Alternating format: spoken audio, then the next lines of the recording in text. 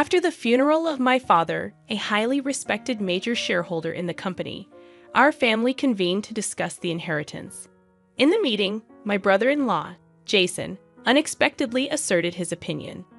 He argued fervently that my wife, Emily, the eldest daughter, should inherit the stocks and a total of $5 million. Witnessing my brother-in-law and sister eagerly anticipating a substantial windfall, the lawyer calmly interjected with a hint of surprise. As the lawyer explained, Emily legally had no claim to the inheritance. My name is John, a 42-year-old salaried worker living with my beloved wife and 2 children.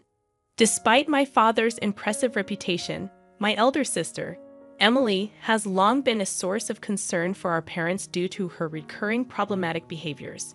She struggled to establish a stable career and led a self-centered life, causing me to distance myself. Over time, my discomfort grew, particularly when Emily, at the age of 50, abruptly brought home a much younger man named Alex and announced her intention to marry him. Despite Alex's attractive appearance, he exuded an irresponsible air that did not sit well with me. Emily shamelessly sought wedding funds from our father, quickly squandering them. Her audacious demand for more funds further distressed our father, who faced health issues. Eventually, our father succumbed to an illness, leaving us grieving his sudden demise. I took charge of the funeral arrangements while my sister, true to form, distanced herself and refused to contribute.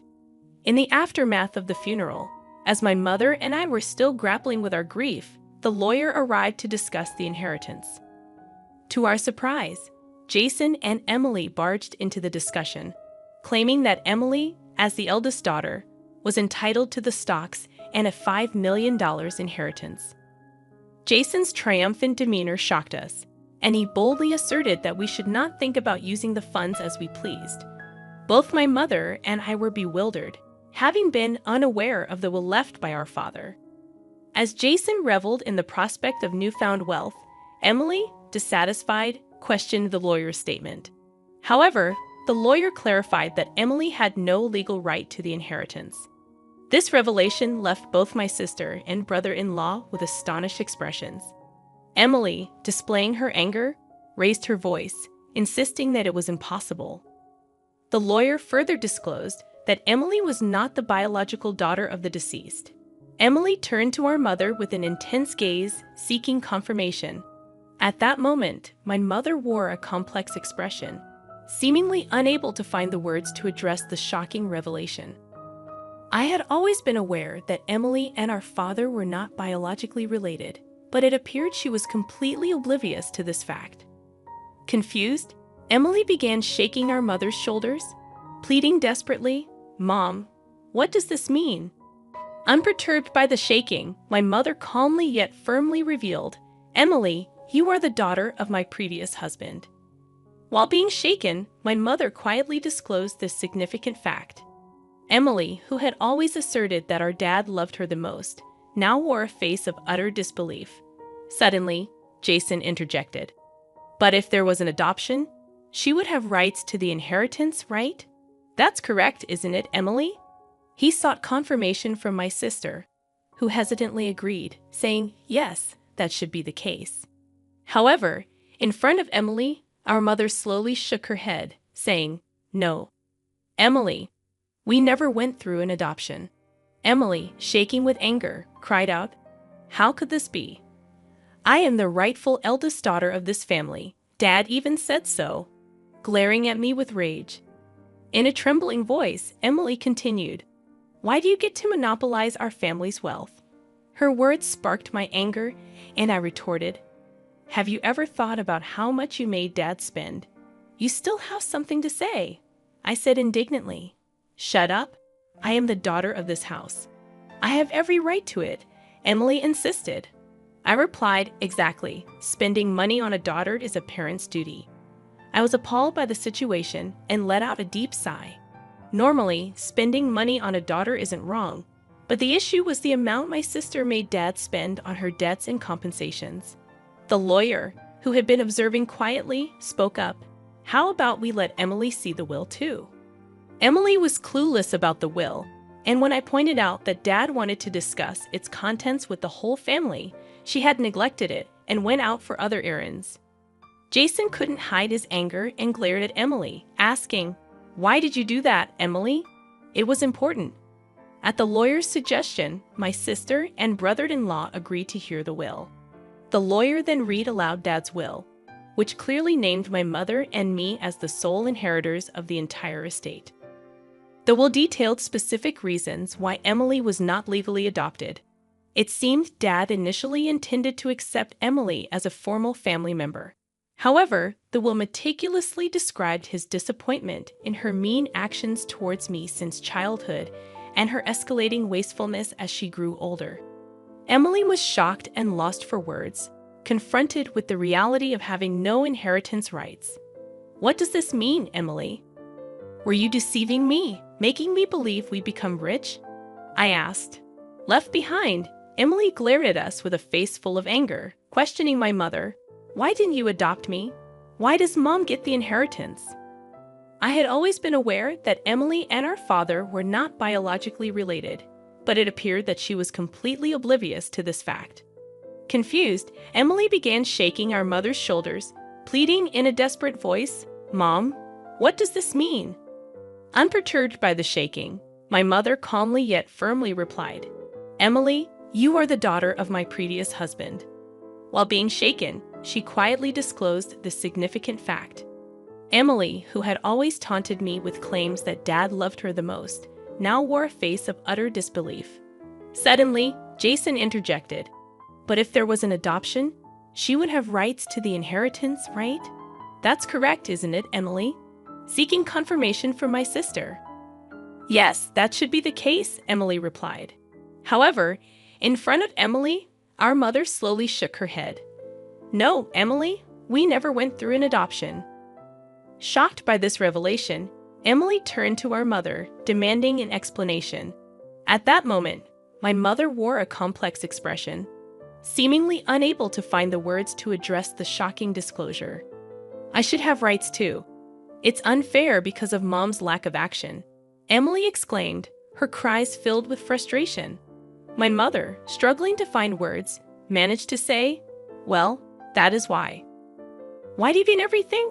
Why nothing for me?" Emily shouted angrily, her disheveled hair emphasizing her intense emotions. The lawyer, however, remained calm, as if it were a normal day.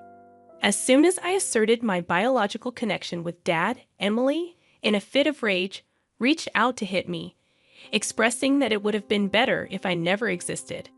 Before I could respond, the lawyer intervened, warning Emily to refrain from such actions, threatening to involve the police. About half a year later, the inheritance process was smoothly completed. Emily and Jason initially resisted strongly, but the lawyer's skillful handling left them with little room to interfere. My mother eventually provided Emily with a small amount of money, though it wasn't my place to comment on it. Frustratingly, Emily and Jason disappeared without a trace, leaving our relatives in shock and disappointment due to their blatant greed for money. One day, my wife suggested taking my mother and daughter out for a pleasant meal. Despite my proposal for my mother to live with us, she hesitated, torn by the irreplaceable bond with Emily. Understanding her concerns, I gave my mother some time to think. As I drove her home, we were surprised to see lights on at the usually empty house. Cautiously parking the car in the garage, we approached the entrance, suspecting Emily might have returned. Suddenly, a car rushed towards us, and my daughter yelled, "Watch out!" Instinctively, I threw myself to protect my wife, barely avoiding the car. Though I groaned in pain after being grazed by the car, my wife, worried, asked if I was okay. The car, driven by Jason, eventually crashed into the garage entrance. During my overnight stay at the hospital, Emily visited with my mother. While my mother tended to flowers, Emily looked at me and remarked, "You're surprisingly tough, aren't you?" Her tone carried a hint of disappointment.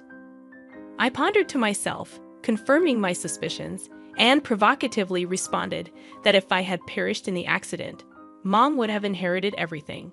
Disappointed by my words, Emily looked visibly uneasy. "I know what you were expecting.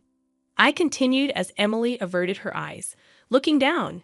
But you see, Mom intends to renounce her inheritance, so your hopes won't come to fruition. As I uttered this, Emily stared back at me in astonishment. It seemed unfathomable to her that someone would willingly relinquish what they could receive. I have a wife and kids, so Mom says the inheritance should go to them. That's what a parent should do, I explained, anticipating Emily's objections. But Emily started to object, her words trailing off. I've made a will early, following Dad's example. Unfortunately, the inheritance that I should have will no longer go to Mom, I added.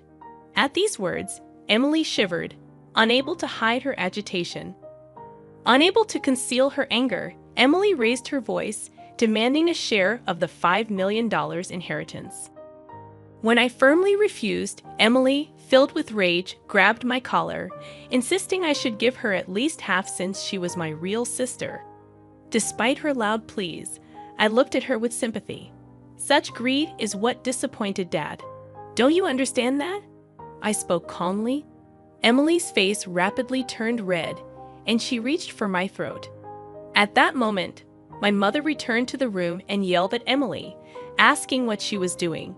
Hearing her shout, the nurses, summoned by the nurse call, escorted Emily out of the room.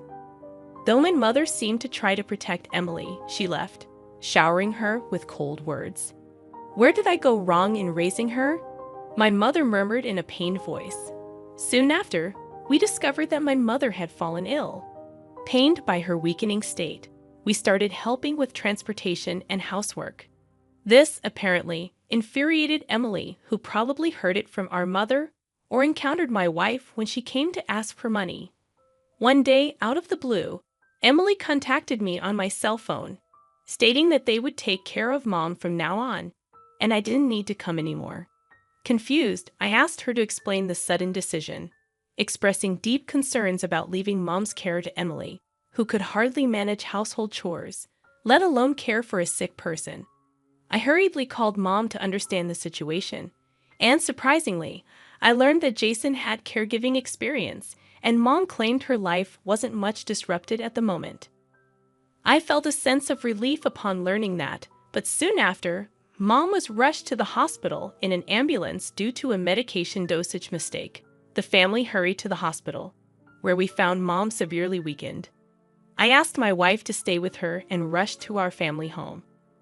Upon arriving, I discovered the house in disarray. Mom couldn't prepare her favorite meals, the fridge was empty, and Emily had fired the helper without consulting anyone. Any expectations I had of Emily quickly turned to disappointment. Checking the safe, I found a significant amount of money had been withdrawn from Mom's bank account. Fortunately, the inheritance account was untouched, but the funds set aside for daily expenses were nearly depleted.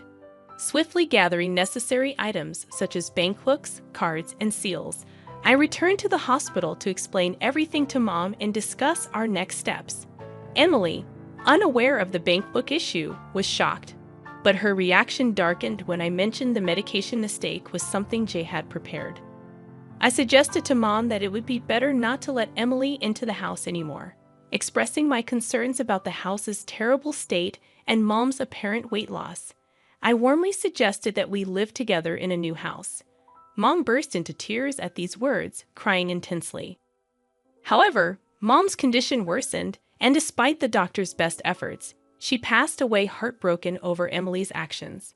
When I returned to the family home to prepare for Mom's funeral, I discovered that all the valuables were gone. It appeared that Emily and her financially struggling husband had taken them. Seeing the empty house filled me with shock and anger, and I resolved firmly to make things right. The day after Mom's funeral, I met with Emily and the lawyer at the law office to discuss the inheritance. Emily, filled with a sense of superiority, confidently declared her right to receive Mom's inheritance. Unable to contain my laughter at her misunderstanding, the lawyer solemnly announced, "Let's take a look at the will," and broke the seal. Emily's face drained of color when the contents revealed that she was not to inherit anything. Jason, showing his fury, demanded an explanation. "What does that mean?" She's her daughter. You can't trick us. Hand over the inheritance now. Jason, shaking with anger, pounded the table. I calmly questioned him. Jason, did you do something to Mom? I did no such thing, he retorted dismissively. Then why was the usual medication mistaken? I pressed, but Jason brushed it off, saying, That's irrelevant, John. It's impossible that I don't get any inheritance. What did you do? I can't pay the mortgage for my apartment now. Shocked by his words, I realized that Emily had been counting her chickens before they hatched. Even though she hadn't appeared immediately after hearing of our mother's death, Emily, unable to hide her desperation, pressed the lawyer, Is there really nothing? The lawyer sighed deeply and confirmed, Yes, the will is as it states. Explaining the legal aspects, he revealed that after deducting the amounts Emily had withdrawn and sold off without permission, the inheritance was practically non-existent. In reality, this situation was part of a plan I had discussed with the lawyer beforehand. Emily, astonished, protested vehemently, refusing to accept reality. She expressed her dissatisfaction, but I harbored strong resentment towards Emily, who only leeched off others without working. Just to take the money when Mom was delighted, believing that Emily would take care of her. Caring for someone requires money. You wouldn't understand that, I lashed out. At my demand to see the expenditure details Emily had used for Mom, she trembled, realizing there were no receipts to acknowledge those claims. Jason tried to sway the situation in his favor, but I refused his request, openly admitting the mistreatment I had endured from Emily. I stated firmly, I'll be taking legal action regarding that accident. Taken aback, Jason turned pale, realizing his slip. I explained that we had gained consent for recording the meeting in advance. Emily cried out in agony, realizing the consequences of their actions. As a result, Jason faced legal consequences, and his past misconducts were uncovered, leading to his arrest. Though Emily appeared to be a minor accomplice, she faced financial troubles and rejection from relatives. Meanwhile, I continued my days of steady work, unshaken by the ordeal, and looked forward to small joys from stock dividends.